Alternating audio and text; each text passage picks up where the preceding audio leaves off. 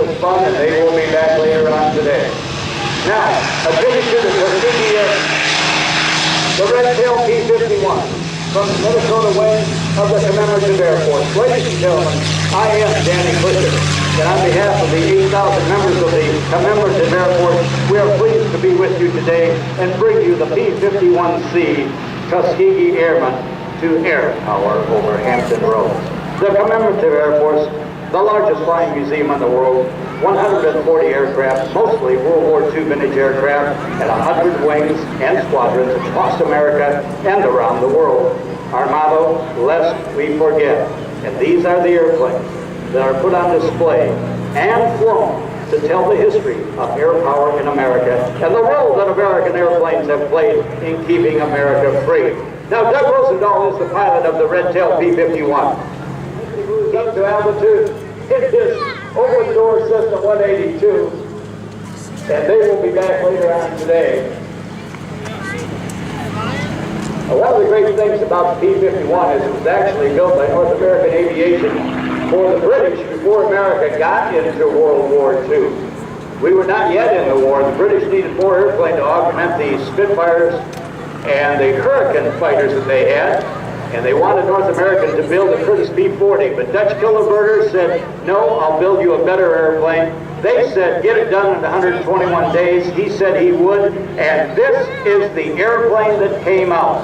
It was known first as an 836 Apache, outfitted with an American-built Allison engine. It was primarily a ground attack aircraft. It didn't have the horsepower, didn't have the power to get up into the dogfight arena until it was mated up with the British Rolls-Royce Merlin engine built by the Packard Company in America.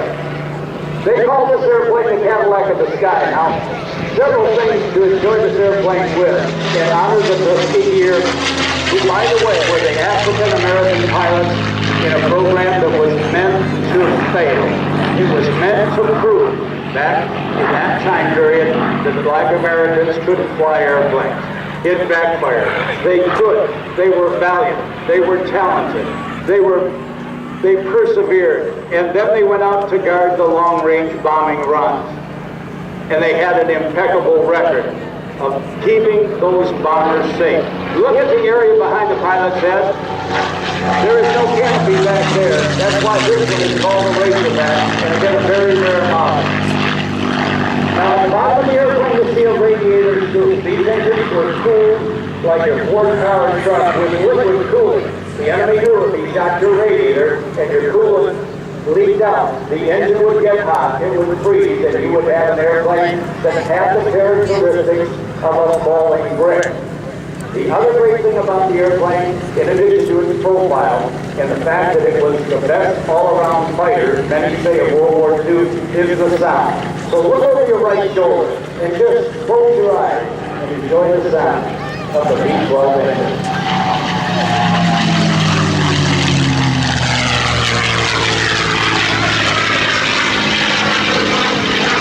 As the pilots came back from a mission, they quite often would do what Doug just did, the victory roll.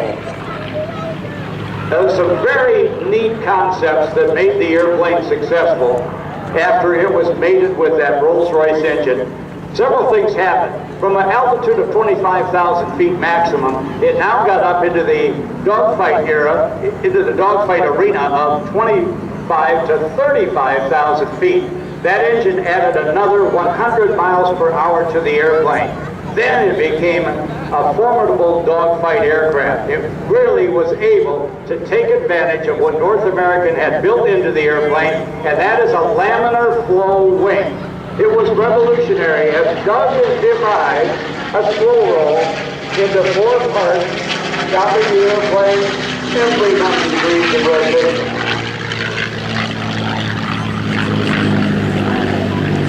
Flight roll demonstrates the precise handling capabilities of what most regard as one of the greatest fighters of all time.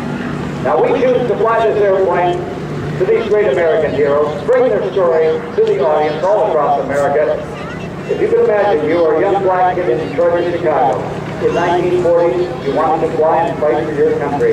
That was just not possible at the time. The Tuskegee experiment provided the opportunity, and the airmen seized it and pursued their dream. And in doing so, they changed the world. If you look at the bottom of the fuselage, you will see that radiator scoop. Now, normally, folks, that would provide drag because it sticks out there. However, you've got to cool that coolant fluid.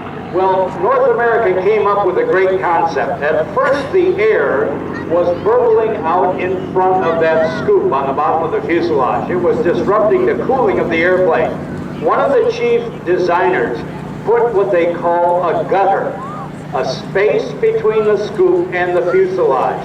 That cleaned up the air coming in. So revolutionary was that gutter that as this airplane passes in front of you, look below it, and if you can see that space above the radiator and below the fuselage, you'll see a little space. Just now stopping every 45 degrees and doing the precise 8-point hesitation roll.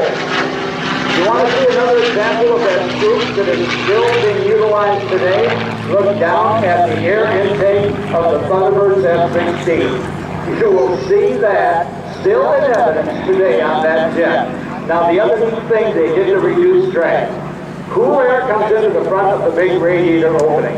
It goes through the radiator and cools both the oil and the engine. Then there is a gate that has a variable opening that allows that hot air to go out. Now, that is the concept of a jet. You take cool air in, you compress it, and you force it out the back or the rear exit point. So efficient was that exit point at the rear of that radiator that it actually produced thrust rather than drag. That's what made this airplane doing the inverted wing waggle salute to the Tuskegee Airmen. That's what made it so fast, faster than a Supermarine Spitfire of the British, because they got 300 pounds of jet thrust out the rear of that radiator. It was called the Meredith effect. Back in World War II, that was called a P-51 because the Army Air Corps was in charge of the aircraft. That was before the Air Force was invented. And they called their ships in World War I and World War II pursuit aircraft. Navy and Marine Corps called them fighter aircraft. You hear the P-51? A P-51 in World War II was just that, but the designation changed in the Korean War because the Air Force had been born in 1947. It became the F-51, that is, F-51, to bring more in line with the Navy and Marine Corps fighters. That change took place in June 11th of 1948 when the D-4 Pursuit became the F-4 fighter. And after the war, pilots bought these and raced them at air races around the country. And the thing every kid wanted to do after World War II was get a hold of one of those surplus high-speed pursuit jockeys and go out and race other pilots around the pylons. I told you that over 15,000 of these aircraft were built. It is said they cost $50,000 in World War II money. After the war, ladies and gentlemen, thousands were surplus. You could pick them up for $1,000, for $800, for $1,100. You could